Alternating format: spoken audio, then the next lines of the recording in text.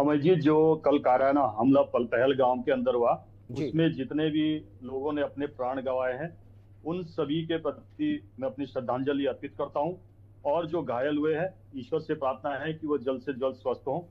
और जो ये हमला किया गया, जो कायराना हमला किया गया, ये बहुत ही निंदनीय है। बहुत ही मैं कहता हूं कि जिस प्रकार से इन्होंने ये हमला किया है, वो उनके सरपरस्त और जो स्लीपर सेल है, वो ये समझ ले कि भारत का मनोबल कभी कमजोर नहीं हो सकता। हमारी सेनाएं बहुत सशक्त है।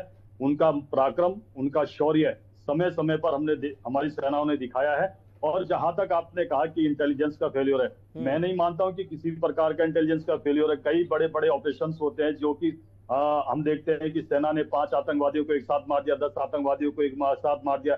आज इनपुट आ रहे हैं कि कुछ आतंकवादी जो और थे उनको भी मार गिराया गया। मैं इसलिए ये कहना चाहता हूं कि कांग्रेस ने बार बार सेना के मनोबल को, चाहे अर्धसैनिक बल हो, चाहे हमारे दूसरे सेना के बल हो, पुलिस बल हो, उनके मनोबल को गिराने का काम किया। ये सबको पता है। मैं अब ज्यादा उस विषय में नहीं जाता। आज चर्चा का वो स्तर भी नहीं होना चाहिए कि कब किसने क्या किया। मैं इतना स्पष्ट कर दूं, हमारी सेनाएं और हमारी इंटेलिजेंस जिस प्रकार का उन्होंने समय समय पर उदाहरण प्रस्तुत किए, आपको कुछ अगले दिनों में देखने को मिलेगा। और मैं ये भी बता देना चाहता हूँ, जिस प्रकार से ये हमला किया गया, नाम पूछ के, उनके कपड़े उतरा के, उनके आइडेंटिटी कार्ड देके, ये बहुत ही दुखद है। ये किसी भी समाज में मैं कहता हूँ कि घृणा की भावना से देखा जाना चाहिए। यही नहीं, उसमें एक मुस्लिम युवक था, सैयद आदिल हुसैन, वो घुड़सवार था। उसने जब इसका रिट्रीट किया कि ये किस प्रकार का हमला हो रहा है, तो उसके ऊपर भी गोली चलाने का उन्होंने काम किया। ये मैं कहना चाहता हूं कि ये किसी भी राष्ट्र के लिए बड़ा सोचने का विषय है कि उसके नागरिकों के ऊपर इस प्रकार का आक्रमण किया जाता है और कांग्रेस उस पे पीछे से किस प्रकार से सीज फायर का काम कर रही है। और मैं यही बताना चाहता हूं कि जो इन्होंने अभी कहा कि किसी संगठन का नाम भी लिया, तो मैं ये बताना चाहता हूं कि अभी शिंदे जी गृह मंत्री थे कुछ समय कालखंड पहले यूपीए के सरकार में, उन्होंने क्या कहा कि जो भगवा आतंकवाद की उन्होंने स्टोरी रची थी, वो किस प्रकार से कांग्रेस की एक साजिश थी एक पूरे संगठन को बदनाम करने की। मैं फिर भी कहना चाहता हूं कि आज ये उस प्रकार की चर्चा का विषय नहीं है, देश को एक साथ खड़े होने का विषय है। और इसका मैं ये भी देश को बताना चाहता हूं, आदरणीय प्रधानमंत्री जी ने, आदरणीय गृह मंत्री जी ने स्पष्ट तौर से कहा है कि तिथि भी हमारी होगी, स्थान भी हम चुनेंगे, और किस मैग्नीट्यूड पे ये घातक हमला किया जाएगा वो पूरा विश्व देखेगा कि भारत की सेना का पराक्रम, शौर्य और उनकी बहादुरी। नहीं, बिल्कुल केंद्र सरकार ने तो अपनी तैयारी कर ली है, लेकिन मैं ये जानना चाह रहा हूँ राज्य सरकार की क्या तैयारी है, क्योंकि अगर नहीं, मैं ये जानना चाह रहा हूँ आपसे, केंद्र सरकार की तो पूरी तैयारी है, लेकिन राज्य सरकार की क्या तैयारी है? क्योंकि अगर कश्मीर छात्राओं को इस तरीके की धमकी दी जाएगी तो उनकी सुरक्षा का सवाल है ना।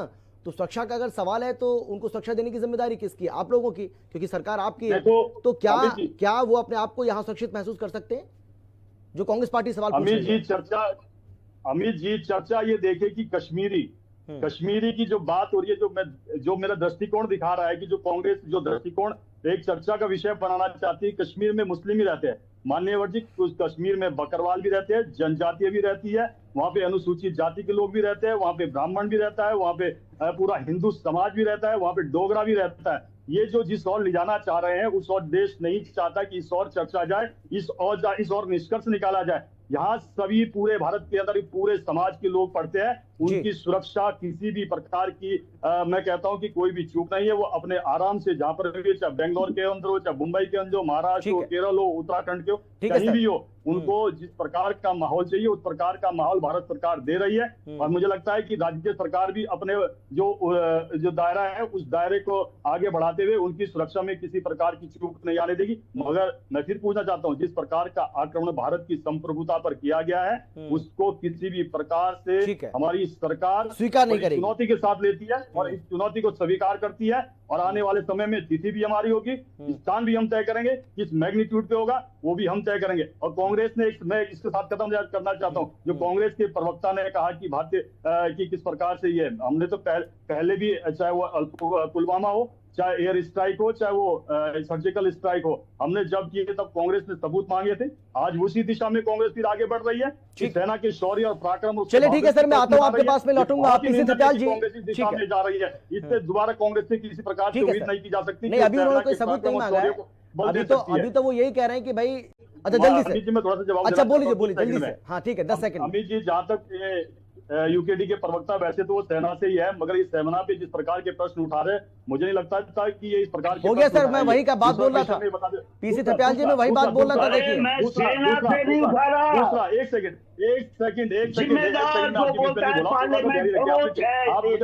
मुझे लगता है डिसिप्लिन होना चाहिए यहाँ पर, आप डिसिप्लिन होने चाहिए। एक सेकंड, अच्छा सुन लीजिए तो सीखा होगा सेना में, डिसिप्लिन तो सीखा होगा सेना में।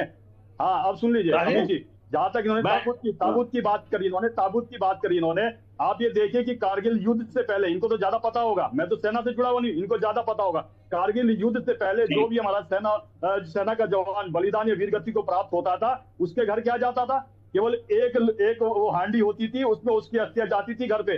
पहली बार जब स्वर्गीय अटल बिहारी वाजपेयी जो पूर्व प्रधानमंत्री है, जब कारगिल वॉर होता है तो पहली बार ये नीति बनाई गई, किसी भी अवस्था में हमारा सेना का जवान होगा, उसका पार्थिव शरीर उसके घर तक पहुंचाया जाएगा। आज अगर किसी का, चलो वो सेना में नहीं थे, अगर उनके साथ इस प्रकार का कायराना हमला हुआ है, क्या उनके घर तक पहुंचाने का हमारा नैतिक दायित्व तो नहीं होता? बोलिए सतबीर जी, आप बोल दीजिए, क्या कहना चाहते हैं, बताइए। नहीं, मैं ये कहना चाहता हूँ, आप सेठी जी कह रहे कि वहां पे आला अधिकारी जाने चाहिए थे। मैं आपको स्पष्ट कर दूं, जब 370 और 35A को डिसॉल्व किया गया, तो उस समय जो राष्ट्रीय सुरक्षा सलाहकार है, NSA है, नेशनल सिक्योरिटी एडवाइजर है, अजीत डोभाल जी, वहां पे तो प्रवास भी किया उन्होंने, और एक बार नहीं कई बार वहां पर गए। तो मुझे लगता है कि जब मैं बात कुछ, अच्छा ठीक है, आप सुन लीजिए सतबीर जी, आप सुन लीजिए प्लीज, सतबीर जी आप सुन लीजिए। मैंने आपको बोलने के लिए इसलिए पूछ लिया कि पता नहीं आप क्या कहना चाहते हैं। देखिए मैं बताऊं आपको, मेरी बात सुनिए, आप मेरी बात सुनिए ना, आपकी बात में मैं कुछ नहीं बोला। आप इतने वरिष्ठ पत्रकार है, आपने जब 370 हटाई, आपने 35